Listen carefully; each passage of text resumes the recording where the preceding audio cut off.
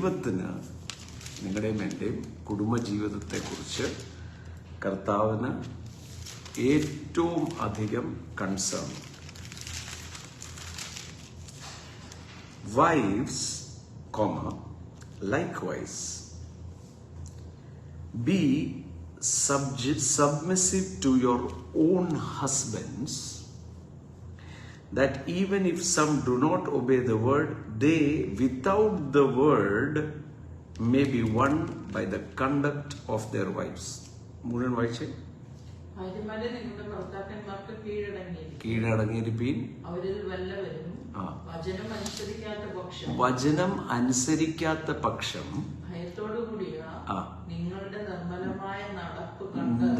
ഭയത്തോടെ നിങ്ങളുടെ നിർമ്മലമായ നടപ്പ് കണ്ട് അറിഞ്ഞ് വചനം കൂടാതെ എന്ന് പറഞ്ഞാൽ എന്താ?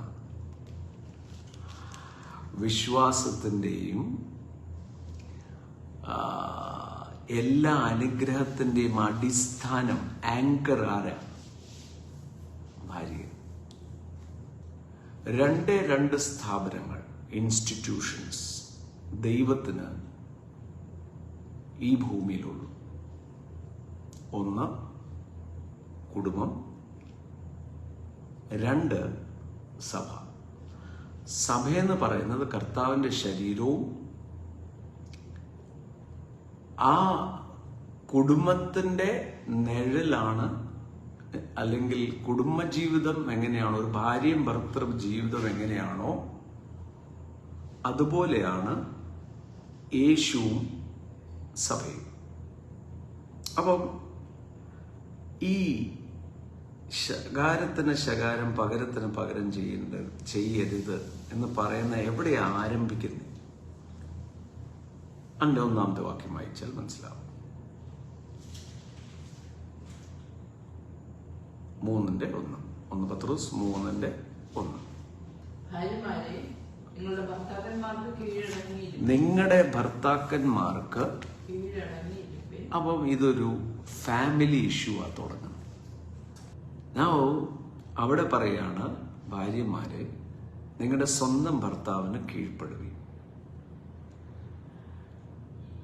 ആ സ്വന്തം ഭർത്താവിനെ കീഴ്പ്പെട്ടാൽ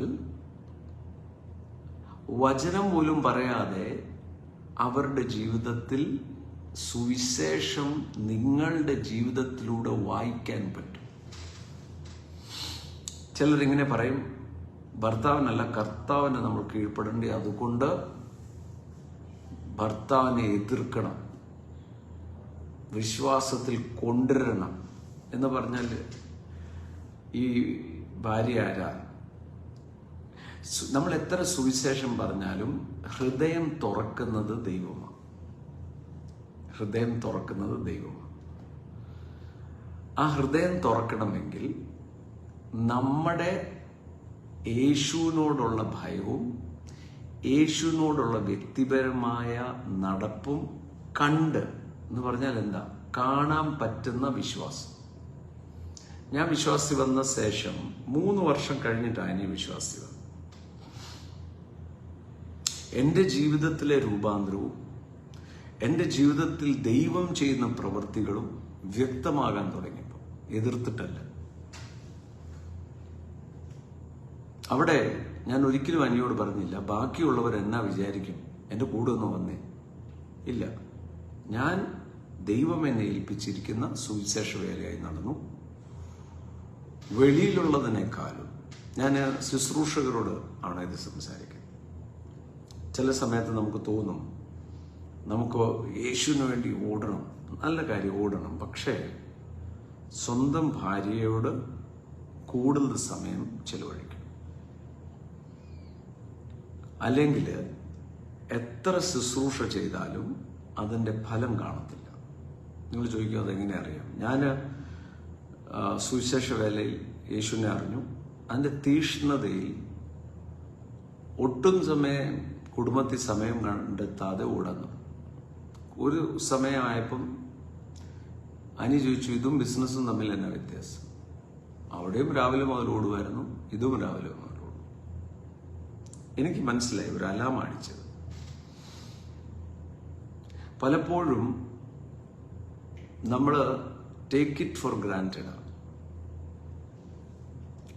ഇവിടെ പൗലോസ് തീത്തോസിന് എഴുതുമ്പോൾ പറയുന്ന ഒരു വാക്കുണ്ട്, സ്വന്തം കുടുംബത്തെ നടത്താൻ അറിയാൻ മേലാത്തവൻ സഭയെ എങ്ങനെ നടത്തും എന്ന് പറഞ്ഞാൽ കുടുംബവും സഭയും കോറിലേറ്റഡ് ആക്കി.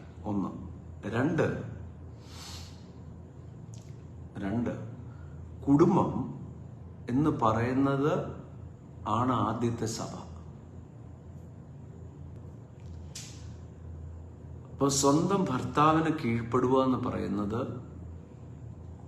ആദ്യത്തെ വചനം അതാ. എന്നിട്ടാണ് അവൻ ഭാര്യ ഭർത്തൃ ബന്ധത്തിൽ മുഷിയുമ്പോൾ അതിനാണ് പകരത്തിന് പകരവും ശകാരത്തിന് ശകാരവും പകരം ചെയ്യാതെ എന്ന് പറയുന്നത്. ഏറ്റവും വേദനയുണ്ടാക്കുന്നതും ഏറ്റവും പ്രയാസം ഉണ്ടാക്കുന്നതും ഭാര്യ ഭർത്താവ് ബന്ധത്തിൽ ചെറിയ പ്രയാസം അത് വലുതാക്കി. കോപിച്ചാൽ പാപം ചെയ്യാതിരിപ്പീൻ, സൂര്യൻ അസ്തമിക്കുവോളം കോപം വെച്ചോണ്ടിരിക്കരുത്. പിശാചിന് ഇടം കൊടുക്കരുത്. അപ്പം പകരത്തിന് പകരം എങ്ങനെയാ ചെയ്യുന്നത്? നാവ് കൊണ്ട്. എവിടെ ഇത് ആരംഭിക്കുന്ന? കുടുംബത്തിൽ. അവൻ ദേഷ്യം വരുമ്പം എന്തെങ്കിലും പറയുമ്പം അവിടുന്ന് തിരിച്ചൊരു റെസ്പോൺസ് വരും. പിന്നെ അതിനെ തീർക്കാനായിട്ട് അടുത്ത്. അങ്ങനെയാ കുടുംബത്തിൽ പിശാചിന്റെ പ്രവർത്തനം ആരംഭിക്കുന്നത്. പിശാച് എന്ന് പറയുന്നത് ഏതോ മതോ കൊമ്പ് വെച്ച സാധനമൊന്നുമല്ല. ഒരു കുടുംബത്തെ തകർത്ത് കളയുന്ന, കുടുംബജീവിതം തകർത്ത് കളയുന്ന. അവിടെ ഏറ്റവും വിവേകം വേണ്ടിയ ആള് ഭർത്താവും ഭാര്യ രണ്ടുപേരും. സ്നേഹം, പ്രണയമല്ല. കുടുംബജീവിതത്തിൽ പ്രണയം അല്ല ആധാരം. ജ്ഞാനം, പരിജ്ഞാനം, വിവേകം. 3. Wisdom, understanding and knowledge. അതിലൂടെ ഉത്ഭവിക്കുന്നതാണ് സ്നേഹം. ഒറ്റ ദിവസമുണ്ട്. ഞാൻ യേശുവിനെ ആദ്യം അറിഞ്ഞ ദിവസം സ്നേഹമായിരുന്നു. പക്ഷെ എൻ്റെ മനസ്സിൽ മുഴുവൻ എനിക്ക് സൗഖ്യമാകണമെന്ന്. അതൊക്കെ ഞാൻ സാമ്പത്തിക വിടുതല.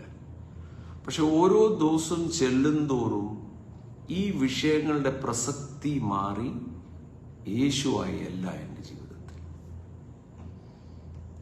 എനിക്ക് പിന്നെ സാമ്പത്തിക വിഷയമോ അവരിത് പറഞ്ഞെന്നോ ഇവരത് പറഞ്ഞെന്നോ ഒന്നും മൈൻഡ് ചെയ്യാതെ യേശു ആണ് എൻ്റെ സകലതും. വീണ്ടും അടുത്ത് പറയാം, ആസ്തി. മൈ ഹോൾ എന്നാ അസറ്റ് എന്ന് പറയുന്നത് യേശു. And today the holy spirit makes it real. ഇവിടെ പറയാ, കോപിച്ചാൽ പാപം ചെയ്യരുത്. പാപം എവിടുന്നാ ചെയ്യുന്നത്? നാവ് കൊണ്ട്. പിശാചിനറിയാം, ഒരാളെ പിടിച്ചാൽ മതി. 5 പേരുടെ കുടുംബമാണ്, ഒറ്റ ആളിനെ കയറി പിടിച്ചാൽ ആ കുടുംബത്തെ നശിപ്പിച്ചു കളയാം.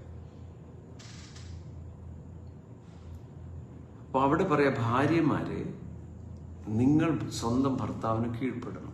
അപ്പൊ അവിടെ പറഞ്ഞിരിക്കുന്നത് പകരത്തിന് പകരവും ശകാരത്തിന് ശകാരം പകരം ചെയ്യാതെ അനുഗ്രഹം അനുഭവിക്കാൻ വിളിക്കപ്പെട്ടവരാകെ നിങ്ങൾ അനുഗ്രഹിക്കുന്നവരായിത്തീരും. അപ്പൊ അതെവിടെയാ നടക്കേണ്ടത്? ആദ്യമേ കുടുംബത്തിൽ. ഭാര്യ ഭർത്താവിനെ അനുഗ്രഹിക്കണം, ഭർത്താവ് ഭാര്യയെ അനുഗ്രഹിക്കണം. അവിടെ പകരം ചെയ്യാതെ എന്ന് പറഞ്ഞാൽ, അന്ന് എന്നോട് അങ്ങനെ ചെയ്തു, എന്നാൽ ഞാനും തിരിച്ച് പകരം ചെയ്യും. കറക്റ്റ്, അങ്ങനെ തന്നെ ചെയ്യണം. എന്നിട്ട് വേണം പിശാചിന് ഇടം കൊടുക്കാൻ. നോക്ക്, യേശു വാതിൽക്കൽ നിന്ന് മുട്ടും. ആരെങ്കിലും അവന്റെ വചനം കേട്ട് വാതിൽ തുറന്നാൽ മാത്രമേ യേശു പ്രവേശിക്കത്തുള്ളൂ. യേശുവിനെ ക്ഷണിക്കണം. യേശു ഇടിച്ചു കയറി വരുമെന്ന് ആരും വിചാരിക്കരുത്. ചിലരിങ്ങനെ പറയും, ദൈവത്തിന് വേണമെങ്കിൽ എന്നെ രക്ഷിക്കട്ടെ. അങ്ങനെ ഒരു പരിപാടി ഇല്ല ഇവിടെ. സുവിശേഷം എന്ന് പറഞ്ഞാൽ ഇറ്റ്സ് നോട്ട് ചീപ്പ്. രക്ഷ എന്ന് പറയുന്നത് ചീപ്പല്ല. യേശു വില കൊടുത്തത് കൊണ്ടാണ് നിങ്ങൾക്കും എനിക്കിത് സൗജന്യമായി. പിശാചിന് ഇടം കൊടുത്താൽ പിശാച് അറപ്പാനും മുടിക്കാനും മോഷ്ടിക്കാനും അല്ലാതെ, യേശു പറയാ അല്ലാതെ എന്ന് പറഞ്ഞാൽ എന്താ? കാണാൻ ഭംഗിയും നമ്മുടെ വാശി പിടിക്കണം, ഞാൻ ജയിക്കണം എന്നുള്ള തോന്നൽ വരുമ്പം ഓർത്തോണം, പിശാച് നമ്മളെ മുതലെടുക്കാൻ പോവുക. ഇടം കൊടുക്കരുത്. ഇടിച്ചു കയറി വരുന്നവനാ. അതിന്റെ കാരണം തന്നെ സ്വർഗത്തിൽ നിന്ന് ഇറക്കി വിട്ടതാണ്. അതുകൊണ്ട് തന്നെ രാജാധിരാജനും കർത്താധികർത്തനുമായ യേശുവിനെ ആരാധിക്കുന്നവരെ എങ്ങനെ പരസ്യക്കൊലാക്കാം, എങ്ങനെ തെറ്റിച്ചു കളയാം, അതാ തന്ത്രം. അതുകൊണ്ട് തന്നെ വിശ്വാസികളായിരിക്കുന്നവർ, പുതിയ സൃഷ്ടിയായിരിക്കുന്നവർക്ക് ഇത് അറിയാവുന്നത് കൊണ്ട് തന്നെ പരസ്പരം താങ്ങു കൊടുക്കും. കാര്യം അവരുടെ മനസ്സിലൊരു കാര്യം അറിയാം, കുടുംബജീവിതമാണ് ഇതിന്റെ അടിസ്ഥാനം. പിശാചിന് ഇടം കൊടുക്കരുത്.